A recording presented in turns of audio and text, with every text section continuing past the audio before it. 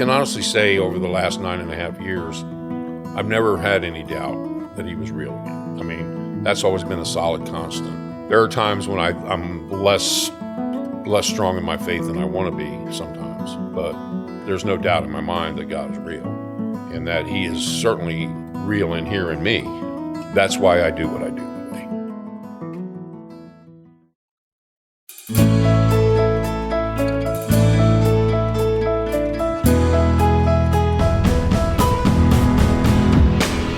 From Fiore Communications, it's How I Got Here, a show of inspiring stories from Tallahassee area leaders, business owners, and neighbors. All the challenges, opportunities, inspirations, the twists and turns of life that led them to where they are today. Everyone has a story worth telling, and I am really grateful that we get to bring a few of them to you. I truly have been changed by my conversations with these amazing people, and I'm confident you will be too. I'm Dave Fiore, and in this episode, I speak with Dale White. Dale is president and CEO of Reentry Solutions Network, the Reentry Program Director for Good News Outreach, and the founder of The Living Harvest. For the last 9.5 years, Dale has dedicated his life to helping formerly incarcerated individuals with substance abuse disorders re-enter society successfully. It is a calling he is all too qualified to fulfill. A life of alcoholism and drug abuse that included serial infidelity and dangerous associations eventually landed Dale in prison. But his story took a sharp turn when he found peace through a genuine faith in God and a determination to stop the cycle and focus on serving others. He now serves on numerous boards, has discussed criminal justice reform at the White House, and is leading the way in creating meaningful pathways for reentry success. We started the conversation with how he would describe himself today.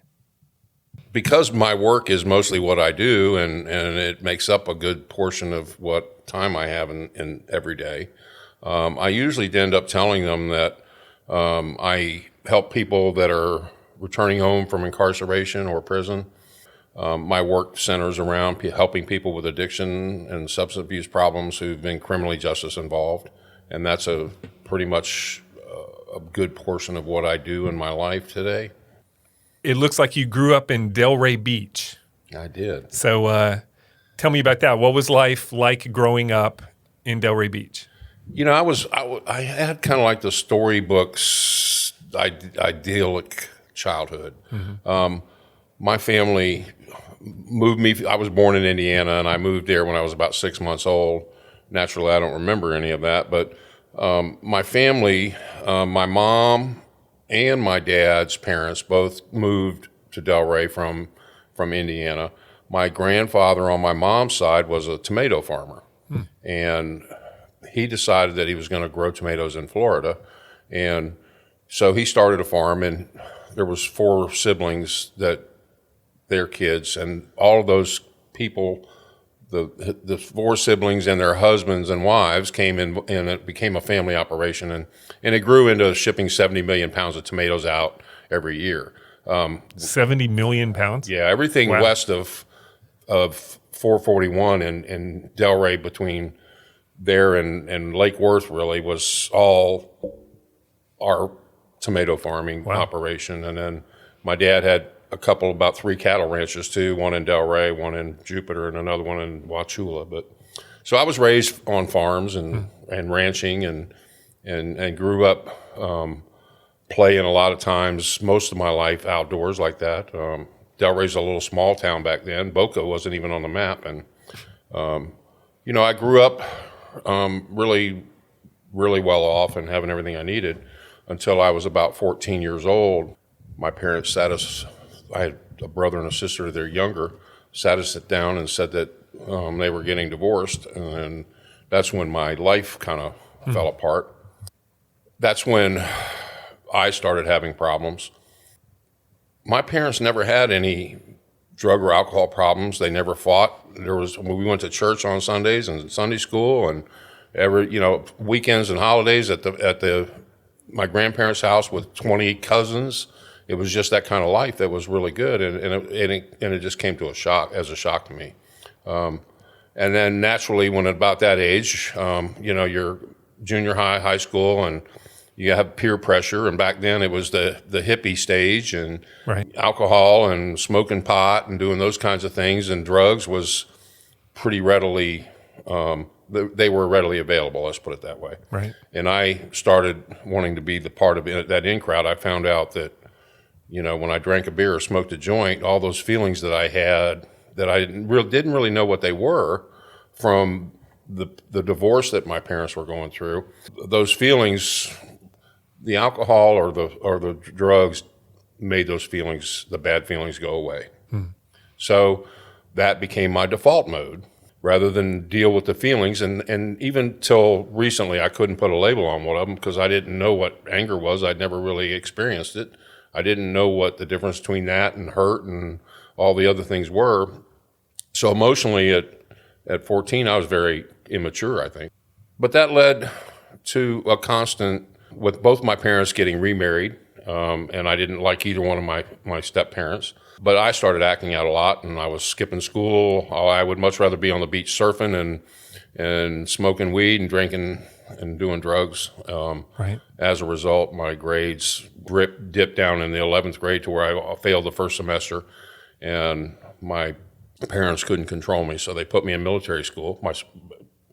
For the second semester of 11th grade, my stepfather was a retired lieutenant colonel from the Air Force and a real strong disciplinarian, but my dad was not in the picture a whole lot, and he worked all the time at the farm. So that whole operation fell apart too after the divorce. Long story, but it caused a big rift in the whole family, and that was a real, from the age of 14, 15 years old until I was 17 years old, I went through military school. I ended up graduating high school in Delray, but at that time I ended up being arrested for possession of marijuana with intent to distribute. I picked up 2 DUIs before I was 18 years old. I wrecked and totaled 2 cars separate from the DUI incidences, actually rolled one of them over, and I walked out without any injuries at all on all of those. But when I was 17, my mom had told me, she says, if you don't straighten out, I'm going to not allow you back in the house. And I came home when I was 17, and my bags were all packed, and they were sitting in the garage. And I had a 68 Volkswagen camper then. I lived in my van, and I started washing dishes early when I was 14, but that's how I earned my money, and I started cooking, and I ended up in Virginia through a friend of my dad's, and he was going to open a restaurant, Italian restaurant. He sent me up there to train under the Italian chef. So I went up there and trained and was coming back to Florida to do that. And when the economy tanked, and that started my cooking career. But anyway, that took me through my childhood. You had mentioned it before, but you got into the restaurant business. So you were cooking, and you eventually even, it said you, according to the information I found, that you even co-owned a couple of restaurants over time? My cooking career, actually, I was very, very good at it. I worked for a seafood restaurant in Delray called Bush's Seafood, and they were the highest class seafood restaurant or restaurant in that area. They're on the ocean over in A1A and Ocean Ridge, and the chef there took a liking to me, and I did a real good job learning how to do my job, his job, and whatever I could. It was a natural gift to me. And that's where there was a gentleman that was going to develop the farmland to where we had our farm, and he bought the farmland, and he was a developer out of Virginia Beach, Virginia, but he was going to build a golf course and a country club, and he was an Italian guy, and he had his favorite Italian restaurant in Virginia, so he wanted to open an Italian restaurant in Delray. So he knew I cooked, and my dad and him were my dad was very business savvy. He was on a board of a Barnett Bank and those kinds of things. Yeah. So he was very well connected. And he asked me if I would go to Virginia Beach, Virginia, and train under his Italian chef up there that he frequented at a restaurant up there. And he was going to pay my way and put me up in a hotel. Right. And sounds like a good thing. I mean, I was 18 years old. Sure. I mean, it was great. I mean, it was, and I loved cooking, and I loved that that lifestyle, because most of the people that I knew in that industry lived a lifestyle that was exciting. Drugs were acceptable, drinking was acceptable. And so when I got to Virginia Beach, it was an Italian restaurant. The owner was a wonderful guy, or a wonderful man, I thought. And he had 2 sons my age and a daughter my age, or about all of us were about the same age. But I hit it off real well, and I did real well there. And the nice thing about working there is not only was the drinking and drugging acceptable, we did it while we were on the job. We would drink behind the line while we're cooking, and the owner would furnish the drinks, and we would always have extra on top of that. The chef was an alcoholic as well, and I'm his shadow, so that worked out really well for me. The sons were into pot and cocaine, and they had a nightclub that opened at 10 o'clock with live show groups from Las Vegas. So we'd close up the restaurant at 11. I'd go there till 2 o'clock and drink and watch the shows, and then I'd hit the after hours clubs. And then I'd get up at 8 o'clock in the morning and start back to work. And wow.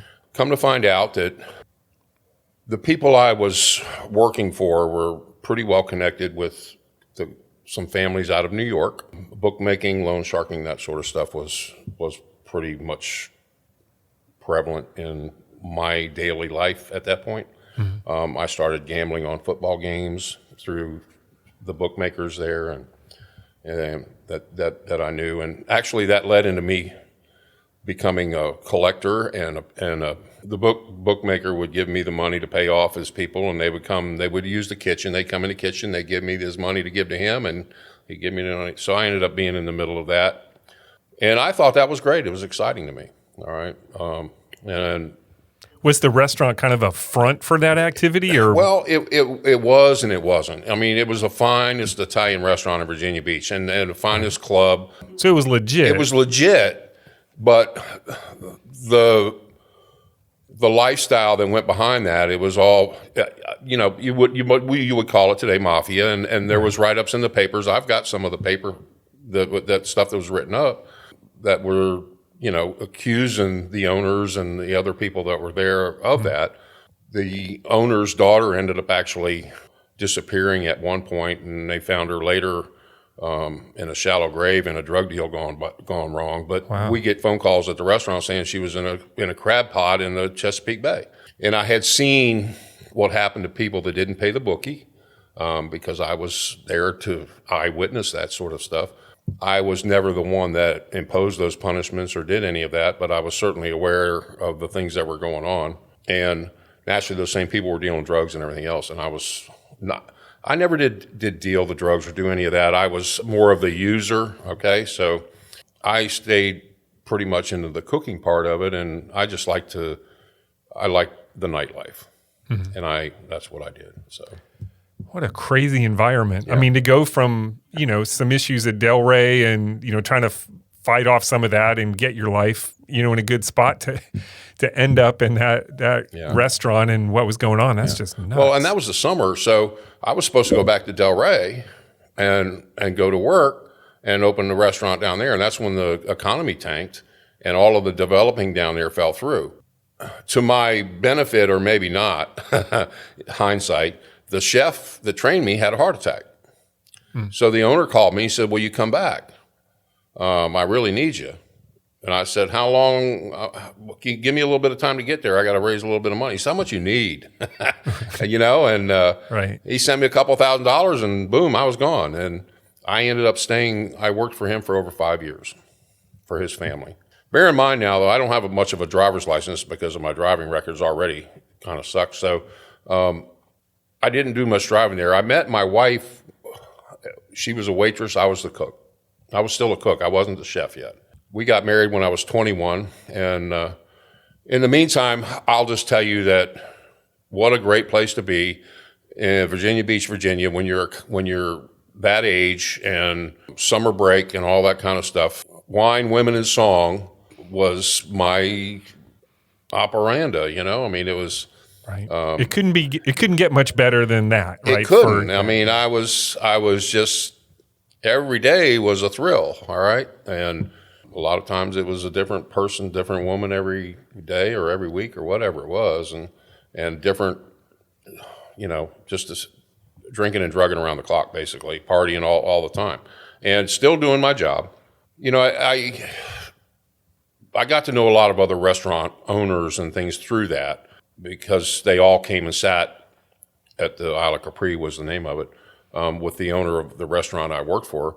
A lot of them were gamblers and playing the sports and all that kind of stuff, but they all sat around there and they tried to pick who's going to win, who's going to, So Right. I'd sit in on all those, and that's where I got involved. But one of the owners of another restaurant called Sir Richard's is a supper club over on Atlantic Avenue in Virginia Beach, and he kept trying to get me to leave the Isle of Capri and come to work for him.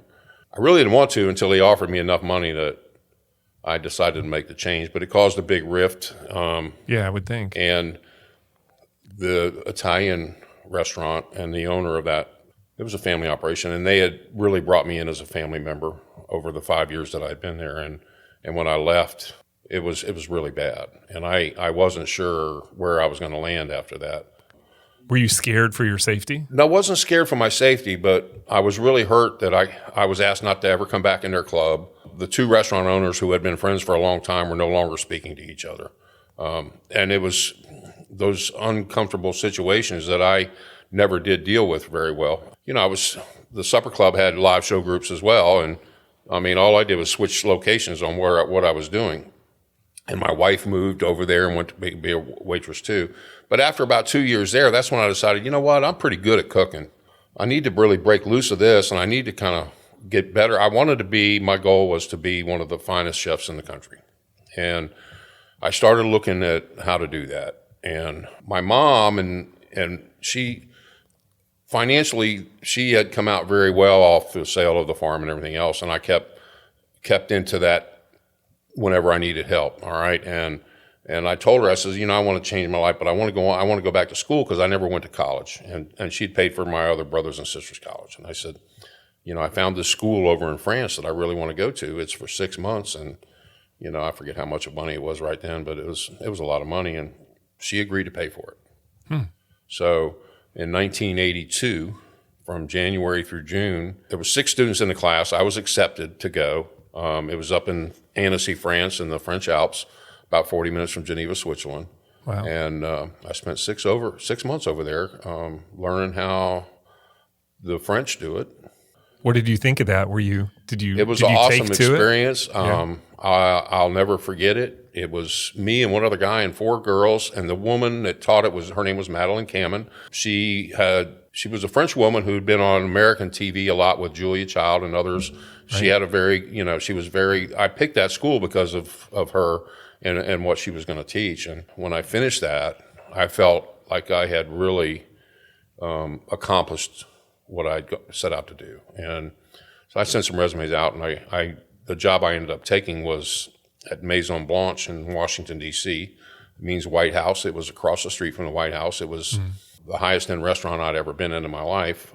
We cooked with all copper pans and pots and pans. It was the tableside service and everything else that was there too. But I was the Grillardin, the fancy name for a broiler cook, all right? Okay. I would not have known what that meant. But everybody that worked there was French, all right?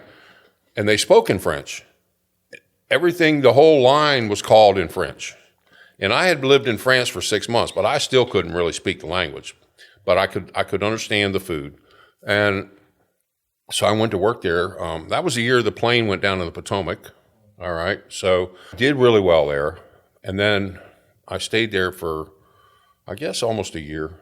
And the owner of the supper club that I had left gave me a call. He wanted me to come back to Virginia, and he wanted to go partners with me on a restaurant. He was going to put up the money, and I was going to put up the talent.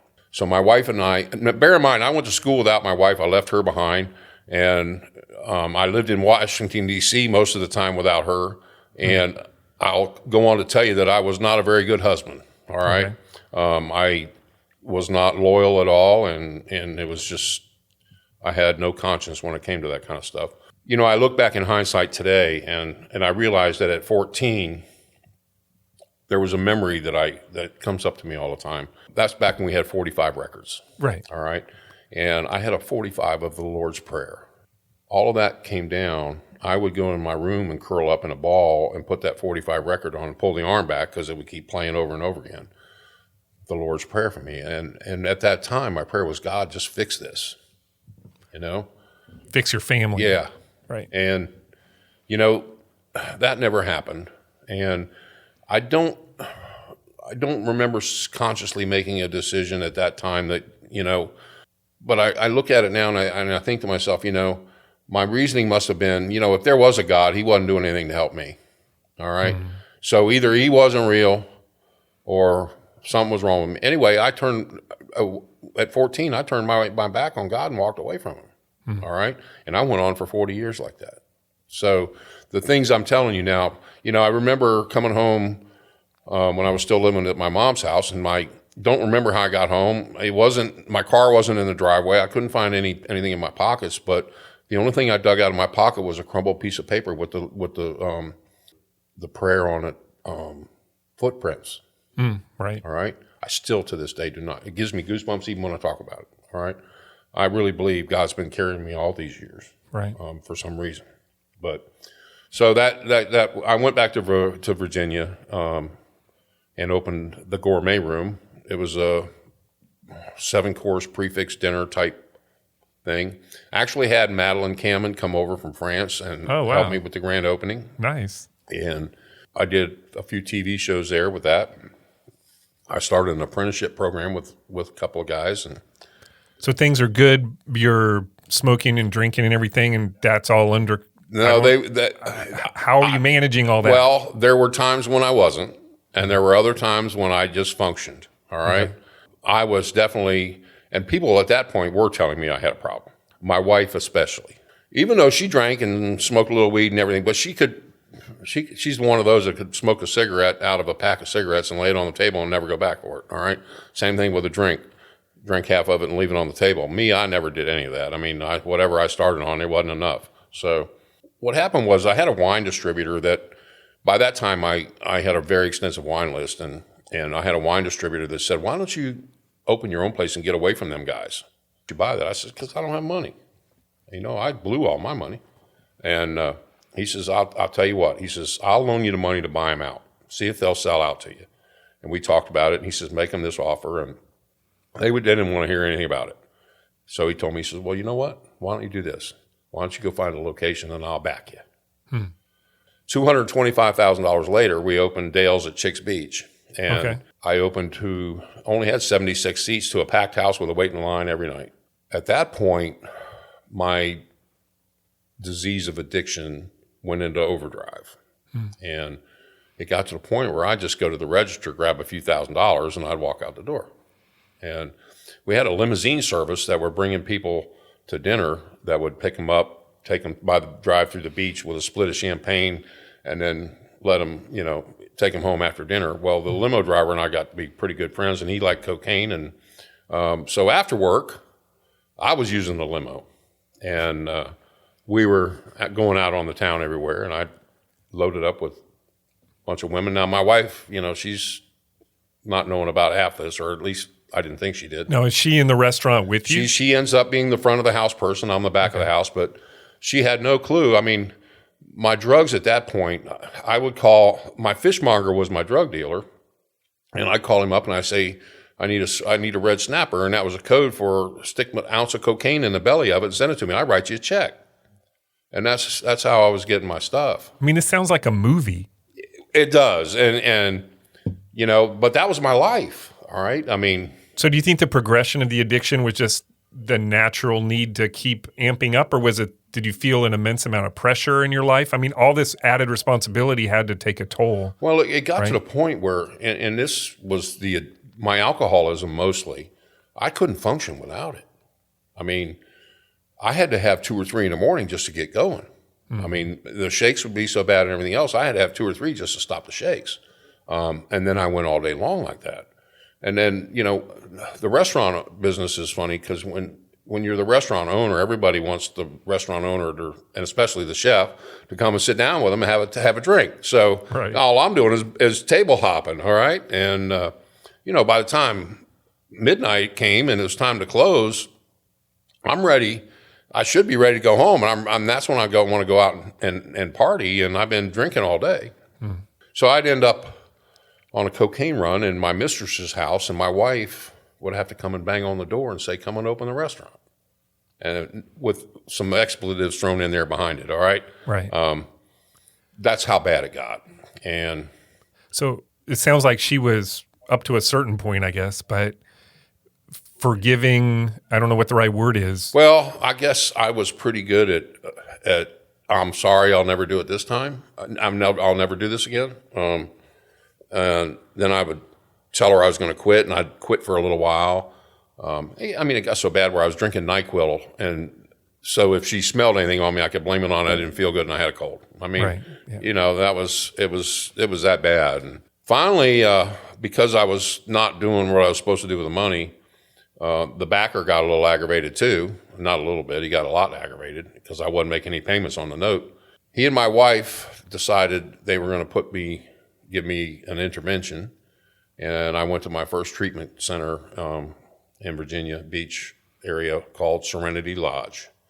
And it was a 30-day thing. And, they gave me an ultimatum. If you don't go here and you don't get straight, you're going to lose the restaurant. My wife told me she was going to divorce me. So that was pretty good reason to do something. Sure. All right. Here's how crazy I was. I had an affair while I was in treatment. I got out of treatment, but I was going to get the whole world sober. So I started selling near beer and all that kind of stuff at the restaurant. And I was, I'm one of these delusional people, or these, what do you call them? Legends in my own mind. All right. So, Right. I'm going to cure the whole world now that I got to be cured. And, within 30 days I was drunk again and back to the same old thing. And But you felt the time you were there and when you left, you were sincere about it, right? I was. And I did want to clean up my act. I didn't want to lose everything I had, and I didn't want to hurt my wife because I really did love my wife. I just didn't know. I didn't know how to be in relationships with other people at that point. Never. Right. I don't think I ever learned because of what happened when I was 14. All right. I don't think I was capable of being able to feel unconditional love for somebody else. Right. It was all about me. All right. So the selfishness and everything came out. That led into them having to come back in, and in the stroke of a pen, I lost my restaurant and my marriage in one hour, one day, whatever it was. And I had me and my dog, and I left some stuff out when I was in that 14 to 16 year range.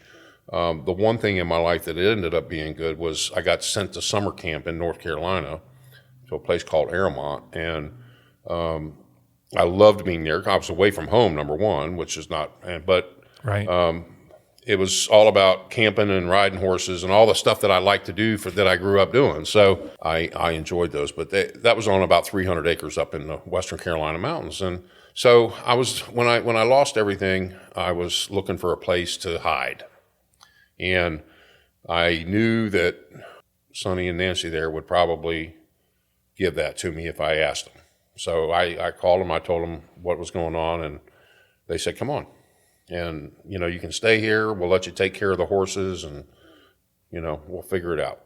They were good Christian people, all right? And I was looking for God. I was going there to search, because that's where I'd always felt closest to God, all right? So I was going there to find God, Okay. all right? In 1984, that was. So I don't remember how old I was at that point. But so I got there, and I stayed up there in the mountains, and I lived in one of the old cabins that we used as campers when we were kids.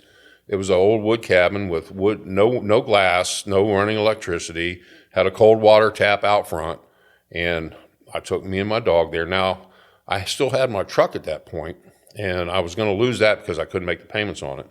But I'm going to back up a little bit to Virginia Beach, because before I could leave Virginia Beach, I had another DUI hanging over my head. And I had just lost my restaurant. I didn't have any income. And I'm thinking to myself, man, I'm in deep this time. I'm going to end up in jail because of the DUI. I can't even afford to get an attorney. And I made a decision that I was going to do what I ever had to do to get out of that. So I called the FBI, and I told them I knew a lot of stuff. Wow. And they used me for a little while to make some buys with a wire on. And that had to be the scariest thing I ever done in my life. I can't even imagine. Especially with the people that I just told you And you knew Yes. what they were like. Yes. So the DUI went away. I was able to get out of town. But they never knew it was you that Well, cooperated? it's been a long time ago now, back in Right. the 80s, and most of those people are no longer alive. But at the time, But they at the didn't. time, I didn't let anybody know. Right. And it was me and the FBI. I didn't tell anybody. So you didn't have to look over your shoulder, that kind of No, thing? because I left town. Right. And they didn't know that I had done that. All right. All they That's incredible. I can't even imagine how scary that Yeah, was. I mean, I would go in and buy the drugs and all with the wire on, and then I would leave, and the FBI was just was collecting the information. So they used it later on, and some people went away for a good amount of time. All right, so I don't tell that story much, but I do include it in my story now. It's part of my past. I guess it shows your level of desperation too. Well, and that's what I'm trying to put across there. I mean, Right. I was willing to do anything to get out of the box that I was in. So anyway, I went to North Carolina and I took my dog, and I ended up having to get a moped because I did lose the truck because I couldn't make the payments on it. And I had no income coming in, and it got so bad to where I was still drinking. And I'd make a trip to town on the moped, and I got to the point where I didn't have any money, and I had to feed the dog. So I bought a bag of Purina puppy chow and a bottle of Jack Daniels, and I went back up the mountain, and I poured the dog a bowl of puppy chow, and I poured me a bowl of puppy chow, and I put some Jack Daniels over it, and that was where I was. I mean, that was a bottom that was very real, that I remember vividly, and thank God I had my dog. You know, the only thing that I knew was probably capable of loving me at that point. And it got really bad again to where I called my mom. I said, "Mom, I need some help." I said, "I need to go to treatment. I need to do something." And she sent me a plane ticket and or a bus ticket, I think it was. And I came back to Delray. I got into a treatment center down there, and I started trying to get sober. And that time, I was ready. Hey, everybody. Just a quick reminder that this episode is brought to you by Fiore Communications. Just like people, every business has a story to tell, and we've been helping our clients tell their story since 2001, because who you are as a company is just as important as what you do. To learn more about how telling your story can make a difference in your business, visit fiorecommunications.com. Thanks again for listening. Now back to the show. My dad kind of helped me, and I got set up, and I actually applied to MetLife for a job. I wanted a career. I wanted to get away from the restaurant business. So my brother was in banking. My dad was in real estate. And I figured, well, maybe if I rounded out with insurance, maybe, that was my logic. Right. Have all your bases covered. Have all the bases covered.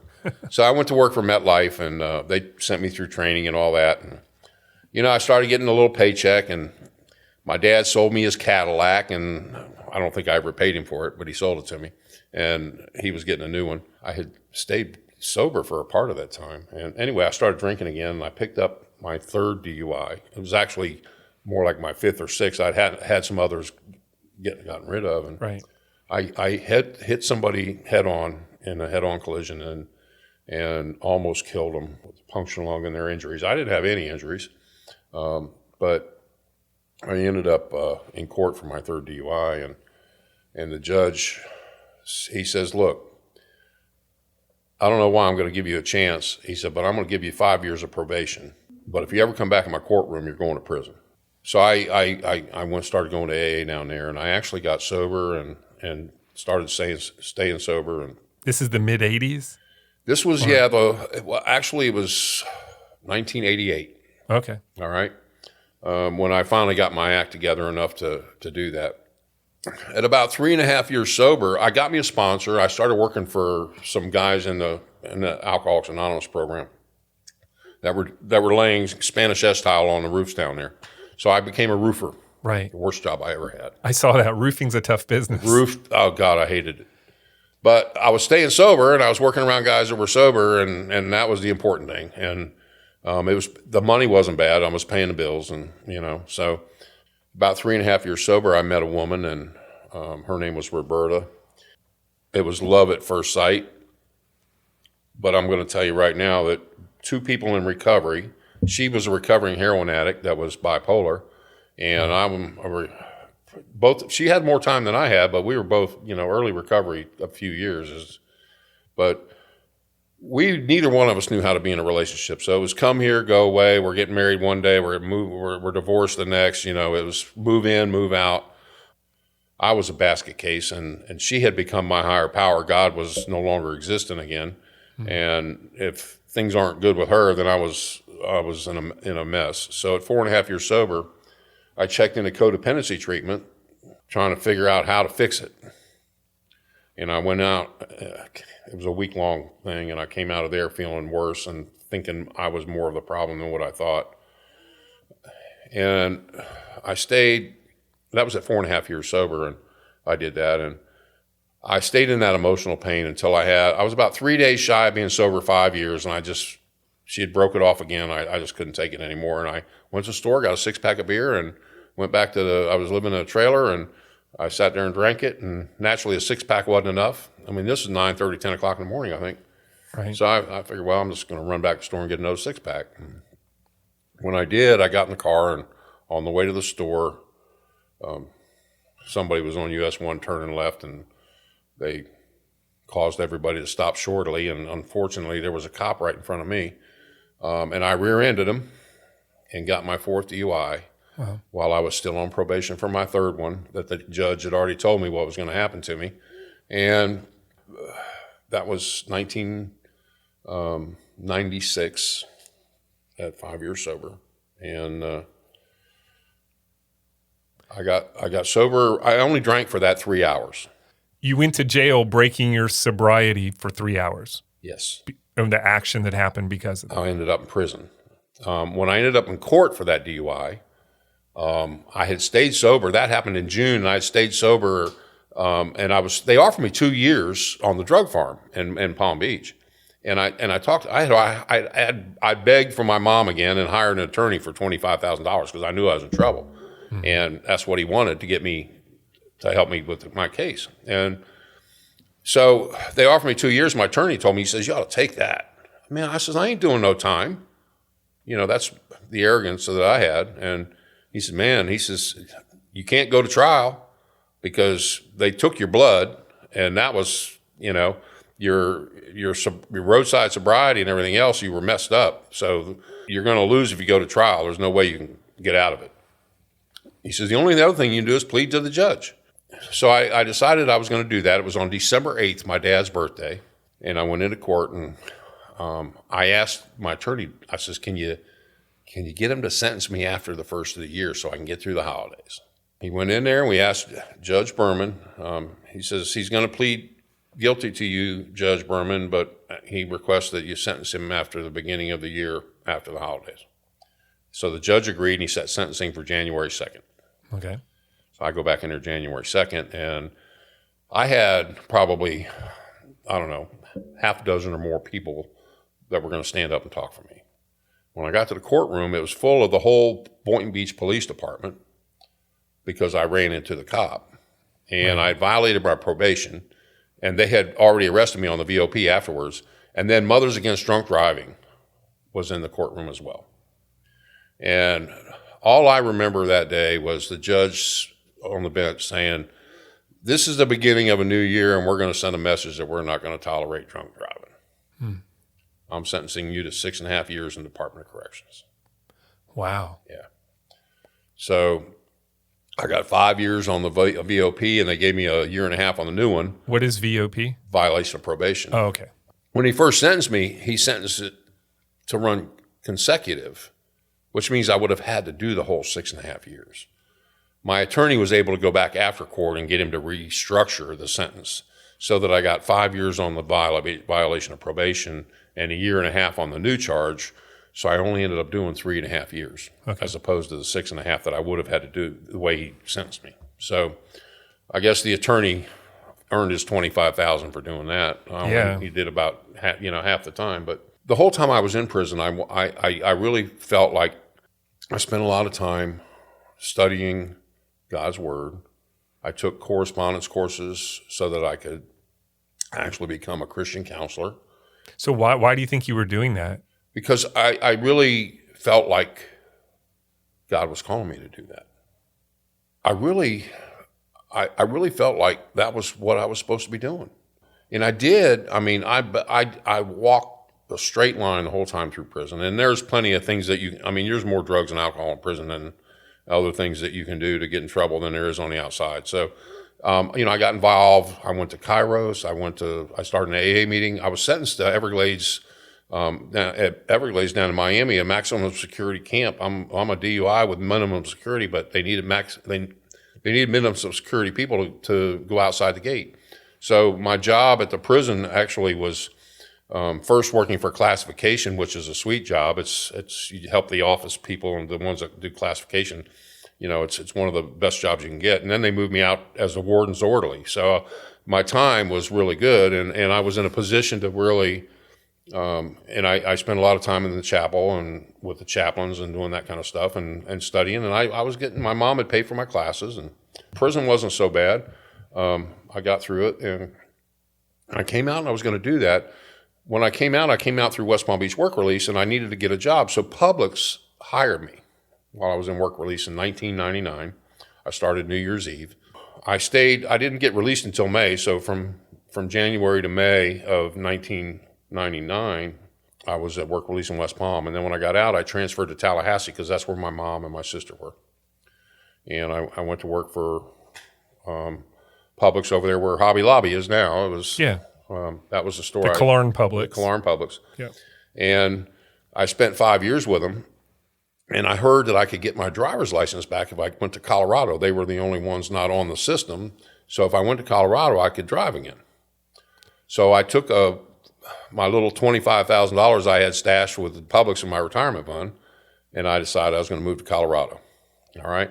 Now, I had already bought a house in that 5 years, too. I'd done pretty good, rebuild my life, and I was mostly behaving myself. But towards the end of that 5 years, when I knew I was going to go to Colorado, I started smoking weed again. I started drinking again, and I had stopped paying my house payments. So I was getting ready to lose my house. So I sold my house real quick to keep from getting it foreclosed on, and packed all my stuff and moved to Colorado. I got drunk out there and high out there, and I never did get my driver's license.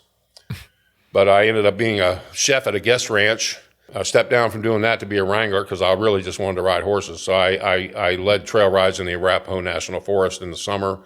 I packed hunters into the Arapahoe National Forest to hunt in the winter with an outfitter, and then I drove sleighs in the rest of the winter. And those were the funnest jobs I ever had. All right, I was able to drink and drug through the whole thing. Well, it sounds like, other than that part, that sounds like a pretty awesome job. It was. I mean, it was beautiful. We rode on the Continental Divide all the time, and it was just, it was up at the tree line, 8,500 feet. It was awesome. But you weren't doing well. I wasn't. Right. I wasn't. That's when I knew after the ski season was over and the mud season came that it was time to change jobs again, and I couldn't even put two things together. So I called home again. Mom says, "Come on," and I called Publix. I said I had left Publix on good terms. I called him first, and he says, "Yeah, come on back. I'll hire you at full pay, top pay," because I topped out when I left. So he says, "When you coming?" I says, "I need a month or so to get my stuff done up here." He said, and he knew what I was talking about. He said, "Well, make sure you're going to have to take another drug test when you come in." So I knew I needed a month to clean up, and I did that.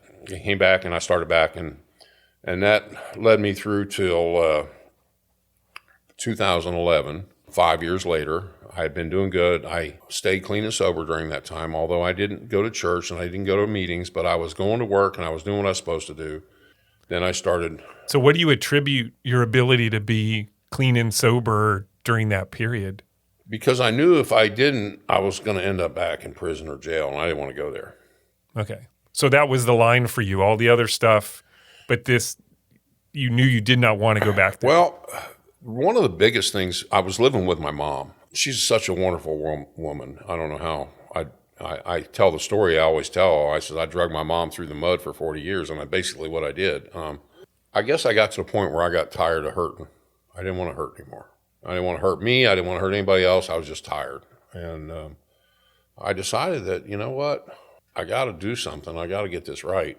But I started hating my job at Publix, and I didn't have a vision for my life. I didn't have a purpose for my life. I started drinking. I go out on my lunch break at Publix on my bike because I don't have a driver's license. All right. They took my driver's license back in 97 when they sentenced me to prison permanently, never to get it back again. Oh. They revoked it permanently. So when I got out of prison, make a long story short, I rode a bike for 21 years. All right. And I rode that for the 2 5-year stints I did at Publix. That's where I was at Publix. I was riding a bike. I'm 55 years old. And I'm thinking to myself, I'm making $14, $15 an hour. I got no career. I started drinking again, and I think that was to just numb myself from where I was at in my life. And that's what drinking and drugging always did for me. It numbed me. All right. So I went and I go over to the ABC store at lunchtime. I buy the little Long Island iced teas, and I down 2 or 3 of them, and I go back to work. And Publix got wise to it because my personality would change just by having 2 or 3 drinks. So my store manager called me in and confronted me about it. To save myself, I went to employee assistance program, and I was able to get into my 4th treatment center. I'd been to 3 by now, which I didn't get into all of those, and countless detoxes. So I go to California to a Better Tomorrow, which is my 4th treatment center. And I get out there, and I've got a Christian counselor. They had a Christian component to the program. So I've got 2 Christian counselors, and one of them was a man, the other one was a woman. But they introduced me to Celebrate Recovery, and I had never heard of it before. It's a 12-step program, but they specifically see where AA just says a power greater than yourself or God as you understand him, where Celebrate Recovery actually designates that power is Jesus Christ. Okay. So I really grasped onto that and really ran with it. And I found out that they had Celebrate Recovery at Clarendon United Methodist Church in Tallahassee. I had never even heard of it. All the years I've been in 12-step programs, never heard of it. Yeah. So I get back from my treatment center, and I go over there, and I'm having trouble getting plugged in. I'm trying to find a sponsor. I'm trying to do what I'm supposed to do, and I can't seem to fit in. And I drink again while I'm working at Publix, and they catch me again. So I go to the employee assistance program, and I end up checking into. I says, man, I can't go to. What's the sense of going to another in treatment program? I already know what they're going to do. But I end up at TMH at the intensive outpatient program over there. They showed me how to build a support system. They educated me about the brain disease that I have, which is what addiction is. And I never had accepted the concept of it being a disease, let alone a brain disease.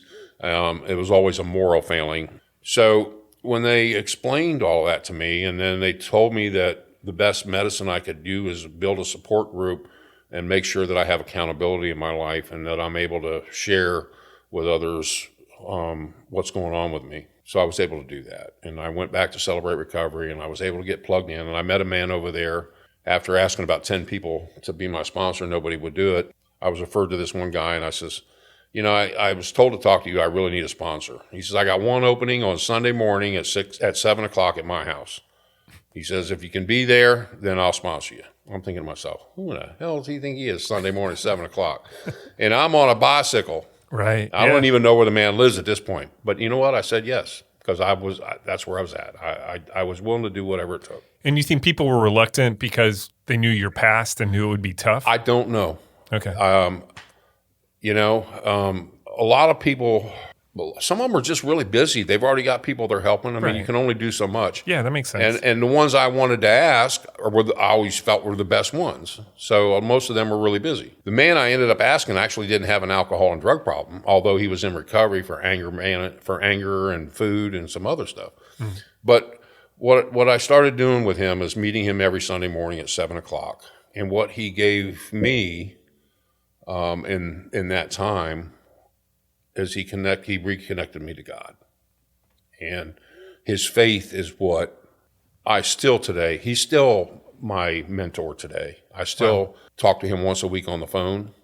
for an hour, usually on Tuesday mornings at 6 o'clock. So he's been through the last 9.5, almost 10 years with me, through all of the stuff that I've been with. And he knows everything there is about me. I mean, he's heard more of this story than what I've just told you. Right. And all of the little things that happen. And he's never judged me. He's always just been there to listen and tell things that have happened to him that he shared with me. But what he shared with me most was his faith and how God shows up in your life if you allow him to. All right. So he told me early on, when I didn't have two nickels to rub together, he told me about his story like that. And he says, if you get up, dress up, and show up, and you do the next right thing, and you ask God to help you, and you surrender to him, he is going to back the dump trucks up on you and dump so many blessings on you, you ain't going to know what's happening. So 3 months into this relationship with him, he's saying to me, I'm going to suggest you go back into prison with Celebrate Recovery inside. Wow. And I'm thinking to myself, man, the last thing I want to do is go back into prison. You went to great lengths to avoid that. Yeah. I mean, I'd already been there. I've been there, done that. I don't want to go back in for any reason. But I did, and I started going back in with Celebrate Recovery inside, was going into a Cullah CI every Saturday morning, and he took a group of men in with him, and we went in there to minister to those that were still in prison. So I started doing that, and man, it was like a natural fit. And I really enjoyed being able to go in there and share with them the good things that were happening in my life and give them some hope. Because when you're locked up like that, and a lot of them are down there, they're never getting out, hope is a hard thing to find in some of them, all right? So right. I did that, and I did that for about a year, and I was in a step study on the outside every Sunday night for 2 hours over at Clarn United Methodist Church with about 12 other men. And about halfway through that, something happened, and I realized that God was real. Not only was he real, but he was moving in my life in a big way. I just knew that I was where I was supposed to be, and that I was doing what I was supposed to be doing. Right. And I get choked because that hasn't changed. And I told Lonnie, my sponsor, I said, I really love what we're doing inside. I said, but where these guys really need the help is when they hit the gate coming home. I said, God, I believe God is putting on my heart to open a house for men to help them when they're released from prison. So we talked about it for a while, and I kept, we talked about it at length, and I kept telling him, I'm really feeling led to do this. He says, why don't we go talk to the pastor and let's see if it's something he feels like maybe God's calling you to do, or if this is Dale's visions of grandeur. All right. Right. And I agreed. I said, sure.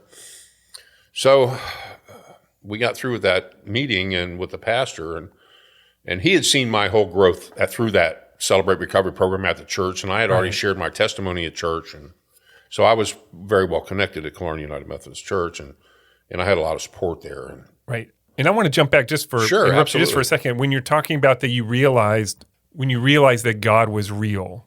Yeah. What was different? How did that change you as opposed to before, when you were seeking him and reading the Bible and you'd had some peripheral connection all through your life? What was different about this time? All the other times, there was always some doubt. Mm-hmm. This time, there was no doubt. All right? That's what made it different. I mean, I knew he was real. He was there with me. All I had to do, his grace was clearly evident in my life at this point, all right? And, some of the promises that they guarantee are you won't regret the past or wish to shut the door on it. And I was getting to that point where I wasn't afraid of my past and what people would think of me anymore, because I know that's not who I was anymore. And one of the ways that I knew that I'm supposed to serve God was to let other people know what had happened and what he was doing. It was clearly evident the way I was living now was not the way I was living before. Right. And that when I wanted to live for God before, I struggled to do it because it wasn't real to me. I wanted to be a better person. I wanted to do the right things, but I didn't have the power to do it. Right. You were still depending on yourself. I was still depending on myself. I hadn't surrendered, What happened with Celebrate Recovery and in that step study, when I started going through that and sharing my past and figuring out all the things that basically what I did is, and I tell people this today, I had to get rid of all the junk to make room for the Holy Spirit to work in my life. All right. I mean, I kept stifling the Spirit with all the stuff that I was doing. Once I was able to get rid of all that junk and make room, and then really ask God or give myself to God to do whatever He wanted me to do, that's when He showed up. Mm-hmm. He was there all the time. That's when I showed up. Right. All right. Right. And that's what I always got to remember. He's always been there.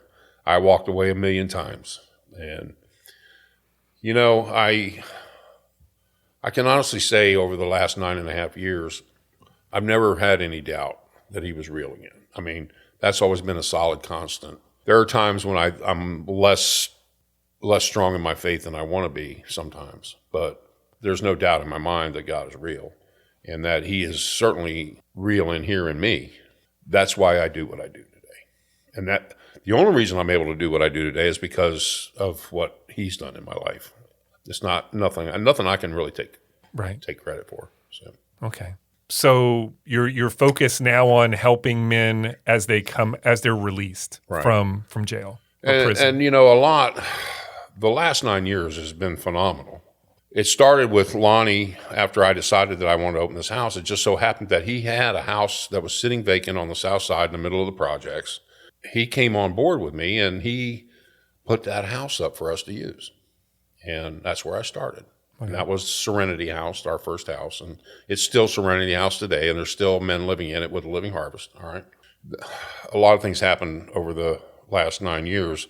So in order to do that, I had to figure out a way to raise the money to do it, and I didn't have any money. He was not charging me for the house, but I started washing cars with another guy that had been formerly incarcerated for 24 years for life sentence. And we were washing cars and detailing cars to raise money, and then I moved into that house and I formed a board of directors to start the nonprofit. I started studying about how to do that because I didn't have a clue. Right. But I did. I taught myself everything I needed to know to open a nonprofit, and then started gathering the people together that I thought could help do that. And we put together the team, and I had and I was trying to cover my bases. I had an attorney on my board, and he sold an office building that had a bunch of furniture in it. So he gave us the furniture, and I started we moved it all to the house, and I started having garage sales on the south side on the weekends to raise money. Right. And that's how I started. And then I had a congressman call me that had been in my step study. He started coming to the step study to find out how to help his son, who was in prison. When I told him what I was doing, he said, Dale, he says, would you be willing to help my son? I said, sure. So he sat down and wrote me my first check for $1,000. And I took his son as my first client when he was in work release in West Palm while he was still doing his federal sentence. He went on to throw a fundraiser for me at his farm and raised $50,000 for us at the Living Harvest. Wow. So that was kind of your launch point, right, for the ministry? Right. Yeah, so tell us about the Living Harvest. I know most people would know it more from the thrift stores probably than the actual ministry. Right. So tell us about that. So naturally, if I'm going to do it, I want it to be the best. So I started looking for the best thrift stores in the country and how they were operating. But I found one in Orlando called the Sharing Center, the Christian Sharing Center. And, I'm coming from a point of faith here. I want this to be a Christian based program, and I wanted it to be about God, and I want Him to get the glory. So I connect down there, and a lady named Angie Romagosa had started the Christian Sharing Center down in Orlando over 25 years ago, basically the same way I had started, in a little back room somewhere with a clothes closet and some hangers, and she had grown it into a place in Orlando there that had a $3 million a year budget. So I call her up, see if she would give me a tour. And she welcomed us down. So I took me and a couple of board members. We went down there and we spent the day touring their facility and how they did it. And then she gave me everything she had, from job descriptions to finance reports and everything else. So she actually gave me the guts for the Living Harvest program and kind of mentored me as whenever I needed a question, I'd pick up the phone and call her. Wonderful woman. She just retired last year, the year before. And so that gave me the model. And then I found a little old place on the south side we didn't have any money. I found a little old dump on the south side across from Gandy Printers down there. I don't know if you know where that is. Oh, yeah. Right next to the radiator shop. Yeah. I mean, it was all overgrown with weeds. And I said, well, I wanted something that was close to the house I had. And I'm on a bike and I'm trying to figure out how all that's going to work. And then I had a gentleman that had been in that step study, another gentleman, businessman that was in there, and he started going in there with me. I was building a volunteer team to start going into all these prisons. And he went in there with me and he got really involved with it. And I got him he came on my board of directors for the Living Harvest as well. And he saw the need that we had over there to start that thrift store, and he stroked us a check for $25,000. Wow. So that got me started down there, and we stayed there for about a year. We served a lot of people. My staff ended up being people that were career source, mostly single women with children that needed childcare. And I was serving people in that community that really needed help. And not only that, but all of them needed clothes and other things for their homes and for their people, their families. So we gave away as much stuff as we actually sold. Okay. And we served a lot of people, but we were breaking even as all right? And that's when I was saying, you know what? I really got to find a better location, somewhere where we can do a little better. So in all my time out, I'm running around. I'm always looking at locations, and I just happened to be on the northeast side one day over there, and I'm picking up a couch from somebody in their garage, and we drive by I got one other guy, and we got an old blue pickup truck. That's the only thing we got for, it was $1,000 we paid for. That same donor that gave me the check for $25 paid for that. So we're picking up this couch, and I drive by the Four Oaks Shopping Center, and it's all empty. There ain't nobody in there. I'm saying, man, what is this? I said, pull in there. He says, are you crazy? I said, just pull in there. We opened the store there, and it just took off. I mean, it was phenomenal, beyond our wildest. That store still does phenomenal.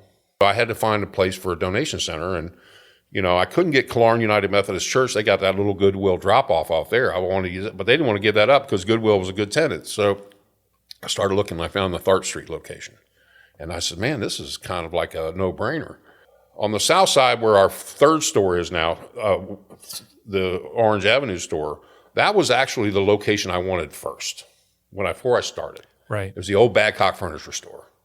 That's ended up being a real good location too. And the reason I wanted that is because then I was getting ready to go into recycling, because we had 40,000 pounds of clothes a month we couldn't hang, that we were getting donated 40,000 pounds of clothes a month that we couldn't even put on a hanger.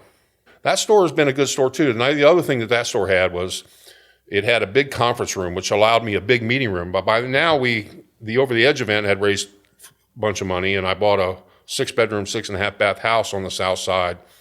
So Living Harvest now houses 26 men at this point, since we founded that in 2012, 13 it was. Lots happened over this last few years. In 2016, I was going into prisons, and the reentry coordinator for Region 1, actually, I met her through her husband. We were washing cars at Summit East to raise money for getting off the ground. And his wife was applying to work at the Department of Corrections as a reentry coordinator at that point. So I met her, and I was going inside and doing her reentry seminars, and she says, Dale, I want you to apply for this leadership training program. And she handed it to me. It's Just Leadership out of New York City. And I says, you're crazy. They're looking for 25 leaders from around the country that have been formerly incarcerated. They're talking about leaders. Now, I ain't a leader. I got a little house over here and a little thrift store, and, I'm not in that category. She said, just fill it out. And she forced me or basically twisted my arm to do it. Right. 3 interviews later, I was chosen. So in 2016, I was brought to New York 4 times on their dime and put through this leadership training program designed to enlarge our capacity and to be able to speak to legislatures and those kinds of people to do criminal justice reform and that kind of stuff. So it was a really intense leadership training program. The rest was done remotely, and I got a lot out of it. That same year, as a result of that, I was invited to the executive session on community corrections at Harvard. Wow. And then in November of that year, to a convening on criminal justice reform at the White House. I was one of 100 that was invited there. Wow. See what God does. I mean, it's amazing. That's a long way from the back room of the restaurant. Yeah. Or from eating puppy chow with Jack Daniels. Okay. Right. In 2019, you shifted gears a little bit and actually left Living Harvest to start the Reentry Solutions Network. Well, Is actually, that right? we moved my dad to, he was 87 years old, living in Georgia, had a little cabin up there on a farm, and he loved to hunt. So that's where he moved to spend his retirement, most of it. And he kept the deer and the hog population down for the farmers. But he was getting 87. He couldn't take care of himself much anymore. So he was a Mason. So we were able to get him into the Masonic home down in St. Petersburg. He started losing weight in June or July or August, whatever it was. And we took him in, and they diagnosed him with stage 4 cancer. Oh. And it was terminal. There was at that age, there was nothing they could do. And that was when I decided I was going to leave Living Harvest and go spend as much time as I could. Yeah. So he passed in October that year. In the meantime, I'm living with my mom up here, who's 85. My sister lives in Clearwater, and that was another reason we moved my dad down that way. She's a nurse. We took my mom down, and we found a place for her, but there was a waiting list. And we put her on the waiting list, and we got her in there Valentine's Day last year, right when COVID hit. All right. So we moved her down, and in the meantime, I had been going back and forth between St. Petersburg and Tallahassee between my mom and my dad. And Donald Parks, the new CEO for Good News Outreach at that point, he was the dean at Flagler College, and he said, "Would you be a consultant for me on reentry over at Good News Outreach in Mercy House?" I said, "Actually," he says, "I can only pay you for about 20, 25 hours a week." I says, "Actually, that works pretty good because that way I can spend a few days here and a few days there." That's become a permanent position now. It graduated over time into that, and actually that position with Good News is changing now even more. God has done phenomenal things there. I got 11 men in the 2 houses that I have there. But my idea with Reentry Solutions Network is something I've been doing on the side. I've had this vision for this for a long time, even when I was at Living Harvest, is to develop a program or a network that would help men all over the country. The Reentry Solutions Network now is going to be an organization that actually connects people to all the resources, whatever they may be, and provides a lot of them also.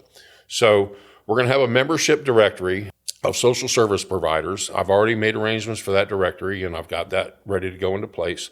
And it's going to be over 450,000 social service providers nationwide. The other part of that puzzle is going to be a membership directory of employers that give second chances and that will hire people that have criminal backgrounds, all right, or lived experience with the criminal justice system. Then there's going to be another directory of premier reentry providers, and that's the people like Living Harvest or Good News Outreach or whatever that are actually doing really, really good reentry work.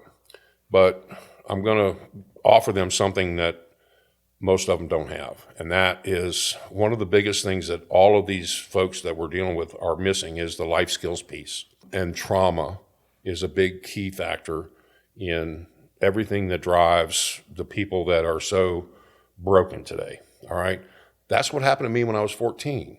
That was a traumatic experience. Sure. I didn't realize that until a year ago. Wow. All right.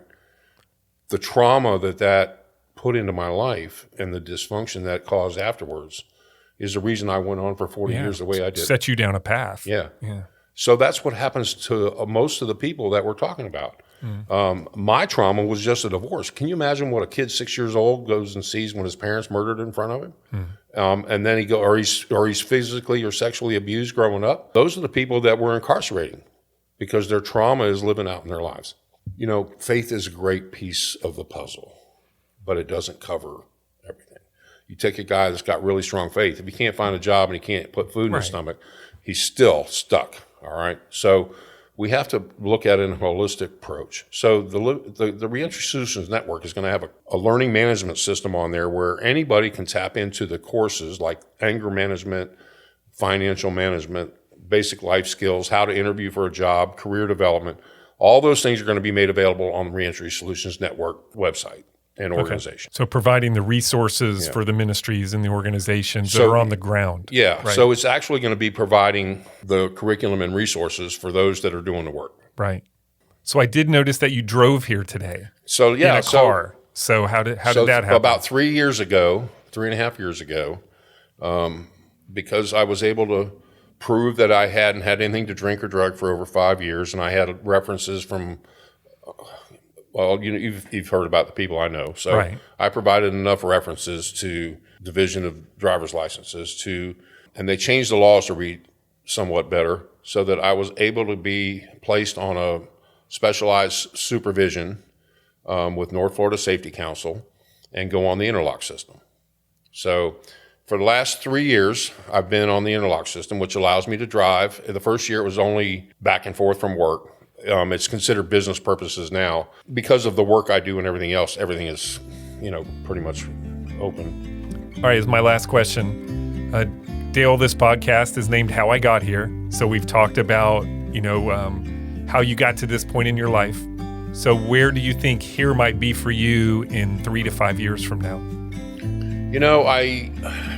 There was a point in my life where I really thought I would want to retire. And I always pictured myself out on a fishing boat or sitting on a bank fishing somewhere. And I still like to do those things, but I don't ever see myself leaving this work that I'm doing. I think it's going to be around for as long as I'm here, for sure. The Reentry Solutions Network vision, I'm hoping I can really get off the ground so that we can really impact recidivism and what that looks like and help a whole lot more people than we are now. And to be able to do that work, I figure is what I'm being called to do today. God, that might change tomorrow. That's where He's got me today. And, I'm grateful that I'm able to do it and that I'm still able to get up and do it. But I hope that I'll continue to be able to serve the Lord and wherever He puts me. That was Dale White. If you enjoy finding outstanding deals on hard-to-find items, I encourage you to check out any of the 3 locations of the Living Harvest Thrift Store, or donate unwanted items to support the work that Dale started there. It's always a win-win.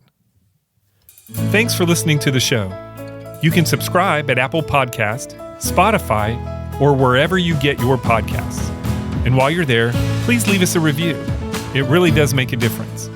Thanks to my amazing staff at Fiore Communications, who pick up the slack while I'm working on these podcasts, and to Troy Bloom for composing our theme music. You can hear more of Troy's creations on Facebook and Instagram at Troy Bloom Music.